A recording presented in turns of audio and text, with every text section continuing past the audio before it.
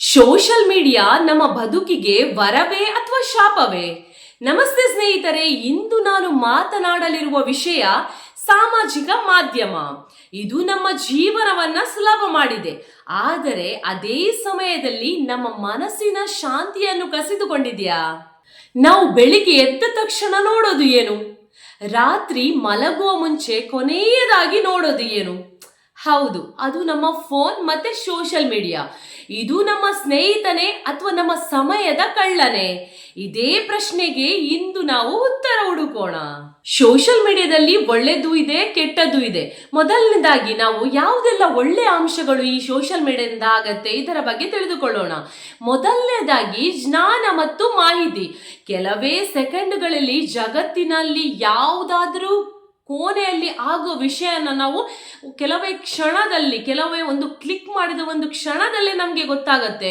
ಅದು ಶಿಕ್ಷಣ ಆಗಿರ್ಬೋದು, ಆರೋಗ್ಯ ಆಗಿರ್ಬೋದು, ಉದ್ಯೋಗ ಆಗಿರ್ಬೋದು, ವ್ಯಾಪಾರ ಯಾವುದೇ ಆಗಿರಲಿ, ಜಸ್ಟ್ ಒಂದು ಕ್ಲಿಕ್ಕಿಂದ ಜಗತ್ತಿನ ಯಾವುದೇ ಮೂಲೆಯಲ್ಲಾದ ಒಂದು ವಿಷಯವನ್ನ ನಾವು ಕ್ಷಣ ಮಾತ್ರದಲ್ಲಿ ನಾವು ತಿಳ್ಕೊಳ್ಬಹುದು.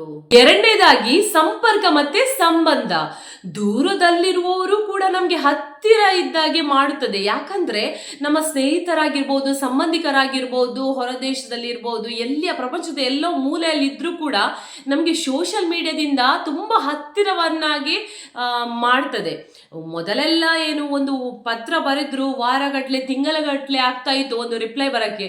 ಈಗ ಸೋಷಿಯಲ್ ಮೀಡಿಯಾದಲ್ಲಿ ನಮ್ಮ ಜನ ಮತ್ತೆ ಸಂಬಂಧವನ್ನ ತುಂಬಾ ಹತ್ತಿರ ಮಾಡ್ತಾ ಇದೆ. ಮೂರನೇದಾಗಿ ಅವಕಾಶಗಳ ವೇದಿಕೆ.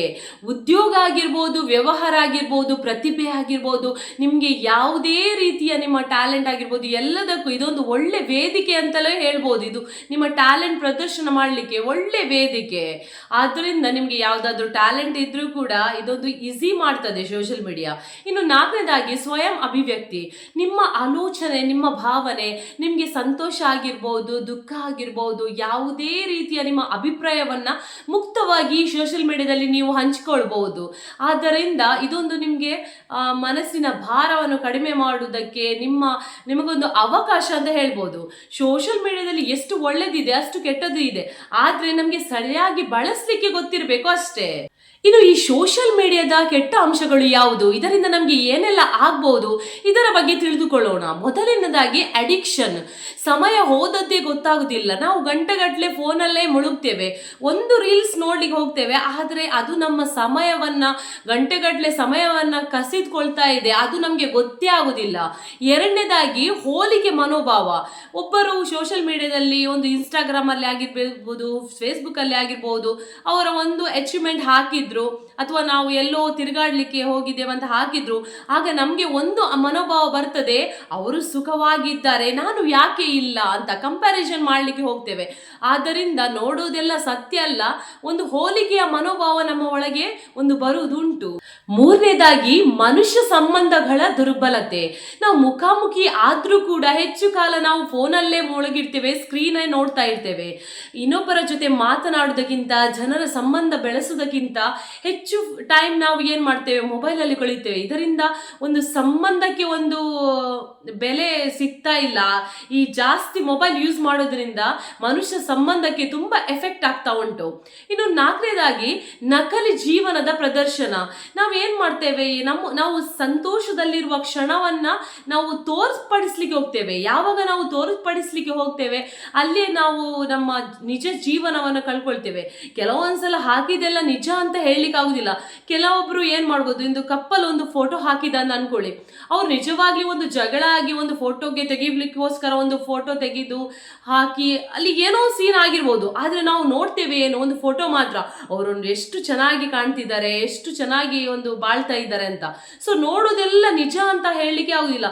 ಒಂದು ಕ್ಷಣದಲ್ಲಿ ಹಾಕಿದ ಒಂದು ಕಪ್ಪಲ್ ಫೋಟೋ ಇನ್ನೊಂದು ಕ್ಷಣದಲ್ಲಿ ಅವರಿಗೆ ಡೈವರ್ಸ್ ಕೂಡ ಆಗಿರ್ಬೋದು, ಅದು ನಮ್ಗೆ ಗೊತ್ತಿಲ್ಲ. ಆದ್ರೆ ನಾವು ನೋಡೋದೆಲ್ಲ ನಿಜ ಅಂತ ಅನ್ಕೊಳ್ತೇವೆ, ಇದು ನಮ್ಗೆ ಡ್ರಾಬ್ಯಾಕ್ ಆಗತ್ತೆ. ನಿಜವಾದ ಸಮಸ್ಯೆ ಸೋಷಿಯಲ್ ಮೀಡಿಯಾ ಅಲ್ಲ, ಅದು ನಮ್ಮ ಬಳಕೆ. ಸ್ನೇಹಿತರೆ, ಸಮಸ್ಯೆ ನಮ್ಮ ನಿಯಂತ್ರಣವಿಲ್ಲದ ಬಳಕೆಯಿಂದ ಆಗತ್ತೆ. ಒಂದು ಚಾಕು ಅಡುಗೆಗೆ ಉಪಯೋಗವಾದರೆ ಅದೇ ಚಾಕು ಹಾನಿಗೂ ಕಾರಣವಾಗಬಹುದಲ್ವಾ? ಹಾಗೆಯೇ ಸೋಷಿಯಲ್ ಮೀಡಿಯಾ ನಮ್ಮ ಜೀವನವನ್ನು ಸುಂದರಗೊಳಿಸಬಹುದು ಅಥವಾ ಅದೇ ನಮ್ಮ ಜೀವನವನ್ನ ಹಾಳು ಕೂಡ ಮಾಡಬಹುದು. ಅದು ನಮ್ಮ ಕೈಯಲ್ಲಿದೆ. ಇದೆ. ಸೋಷಿಯಲ್ ಮೀಡಿಯಾವನ್ನ ನಾವು ಹೇಗೆ ಸರಿಯಾದ ರೀತಿಯಲ್ಲಿ ಬಳಸಬಹುದು, ಇದಕ್ಕೆ ಯಾವುದಾದ್ರೂ ಮಾರ್ಗ ಇದೆಯಾ ಅಂತ ಹೇಳುದಾದ್ರೆ ಈಗ ಹೇಳ್ತೇನೆ ಕೇಳಿ. ಒಂದು ಸಮಯವನ್ನು ಮಿತಿಗೊಳಿಸಿ. ಪ್ರತಿದಿನ ನಾನು ಎಷ್ಟು ಸಮಯ ಸೋಷಿಯಲ್ ಮೀಡಿಯಾ ನೋಡಬೇಕು ಎಂದು ನೀವು ನಿರ್ಧರಿಸಬೇಕು. ಫೋನು ನಮ್ಮ ಸಮಯವನ್ನ ನಿಯಂತ್ರಿಸಬಾರದು, ನಾವು ನಮ್ಮ ಫೋನ್ ಅನ್ನ ನಿಯಂತ್ರಿಸಬೇಕು. ಎರಡನೇದಾಗಿ ನಾವು ಹೋಲಿಕೆಯನ್ನ ನಿಲ್ಲಿಸಬೇಕು. ನಮ್ಮ ಜೀವನವನ್ನು ಯಾಕೆ ನಾವು ಬೇರೆಯವರ ಜೊತೆಗೆ ಹೋಲಿಸ್ತೇವೆ?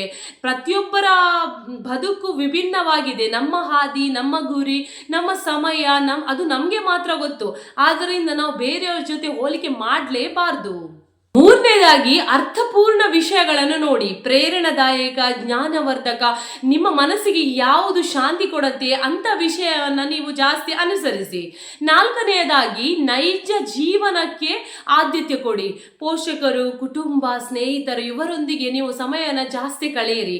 ನೈಜ ನಗು, ನೈಜ ಮಾತು, ನೈಜ ಸ್ಪರ್ಶ ಇವು ಸೋಷಿಯಲ್ ಮೀಡಿಯಾಗಿಂತ ಕೊಡಲಾರದ ಅಮೂಲ್ಯ ಉಡುಗೊರೆ. ಇನ್ನು ಲಾಸ್ಟ್ಗೆ ನಿಮ್ಮ ಮೌಲ್ಯಗಳನ್ನ ಲೈಕ್ಸಿನ ಜೊತೆಗೆ ಹುಡುಕಬೇಡಿ. ಲೈಕ್ಸ್ ಏನು ಬರ್ತದೆ ಅದರಗಳ ಸಂಖ್ಯೆ ನಿಮ್ಮ ಮೌಲ್ಯವನ್ನ ನಿರ್ಧರಿಸುವುದಿಲ್ಲ.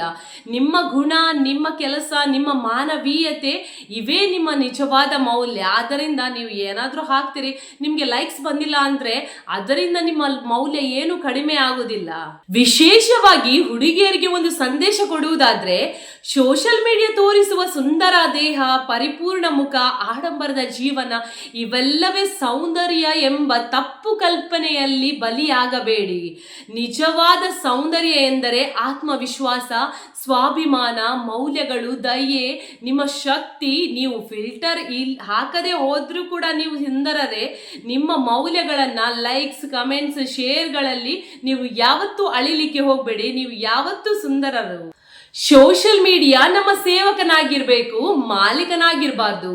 ನಾವು ಅದನ್ನ ಬಳಸಬೇಕೇ ಹೊರತು ಅದು ನಮ್ಮನ್ನ ಬಳಸಬಾರ್ದು. ಫೋನ್ ನಮ್ಮ ಕೈಯಲ್ಲಿರ್ಲಿ, ಮನಸ್ಸು ನಮ್ಮ ನಿಯಂತ್ರಣದಲ್ಲಿರ್ಲಿ. ಜೀವನ ನೈಜವಾಗಿರ್ಲಿ, ಡಿಜಿಟಲ್ ಅಲ್ಲ. ಸೋಷಿಯಲ್ ಮೀಡಿಯಾದಿಂದ ಜೀವನ ನಡೆಸು, ಆದ್ರೆ ಜೀವನವನ್ನ ಸೋಷಿಯಲ್ ಮೀಡಿಯಾಕ್ಕೆ ಮಾರಬೇಡ. ಸ್ಕ್ರೀನ್ ನಲ್ಲಿರುವ ಬದುಕಿಗಿಂತ ನಿಜ ಜೀವನವೇ ತುಂಬಾ ಅಮೂಲ್ಯ. ಕೊನೆಗೆ ಒಂದು ಮಾತು, ನಿಮ್ಮ ಸಮಯ, ನಿಮ್ಮ ಗಮನ ಮತ್ತು ನಿಮ್ಮ ಮನಸ್ಸಿಗೆ ನನ್ನ ಮಾತುಗಳು ಸ್ವಲ್ಪನಾದ್ರೂ ಬೆಳಕು ನೀಡಿದ್ದರೆ ಅದೇ ನನ್ನ ಯಶಸ್ಸು ಅಂತ ಹೇಳುತ್ತಾ ಈ ವಿಡಿಯೋವನ್ನು ನಾನು ಕೊನೆಗೊಳಿಸ್ತಾ ಇದ್ದೇನೆ. ಈ ವಿಡಿಯೋ ನಿಮ್ಗೆ ಇಷ್ಟವಾದಲ್ಲಿ ಒಂದು ಲೈಕ್ ಮಾಡಿ, ನಿಮ್ಮ ಸ್ನೇಹಿತರ ಜೊತೆ, ನಿಮ್ಮ ಕುಟುಂಬದವರ ಜೊತೆ ಈ ವಿಡಿಯೋವನ್ನು ಶೇರ್ ಮಾಡಿ. ಹಾಗೂ ನನ್ನ ಚಾನೆಲ್ ಅನ್ನ ನೀವು ಇನ್ನೂ ಸಬ್ಸ್ಕ್ರೈಬ್ ಮಾಡಿಲ್ಲ ಅಂದ್ರೆ ಇವಾಗಲೇ ಸಬ್ಸ್ಕ್ರೈಬ್ ಮಾಡಿ. ಮುಂದಿನ ವಿಡಿಯೋದಲ್ಲಿ ಹೊಸ ವಿಚಾರದೊಂದಿಗೆ ಮತ್ತೆ ಸಿಗುತ್ತೇನೆ. ಶುಭ ಆಗಲಿ.